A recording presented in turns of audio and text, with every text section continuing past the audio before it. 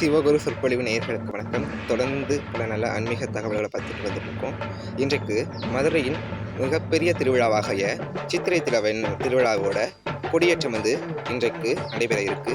வருடம் இந்த கொடியேற்றத்துக்கு ஒரு சிறப்பு என்னென்னு பார்த்தீங்கன்னா, கொடியேற்றின உடனே மழை பெய்யுங்கிற ஒரு நம்பிக்கை இன்றளவும் இருக்கு. இதை நீங்கள் கடந்த ஆண்டே பார்த்துருப்பீங்க.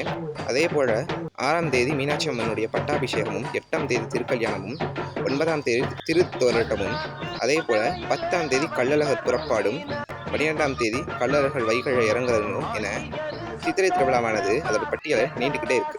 இது சைவ வைணவ ஒற்றுமை திருவிழா ஆகவும், அதாவது மாசி மாதம் நடைபெற இருந்த மீனாட்சி அம்மனுடைய திருக்கல்யாணமும், அதே போல சித்திரை மாதம் நம்ம அழகர் தேனூரில் வைகையில் இறங்குற நிகழ்வையும் ஒன்றிணைத்து திருமலை நாயக்கர் அவர்களுடைய காலத்தில் ஒன்றிணைத்து சைவ வைணவ திருவிழாவாக மாற்றிருக்காங்க.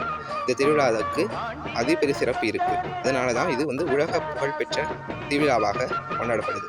நாமும் வாய்ப்பு இருந்தால் இந்த திருவிழாவில் கலந்து கொண்டு இறைவனுடைய அருள் பெறுவோம். நன்றி, வணக்கம்.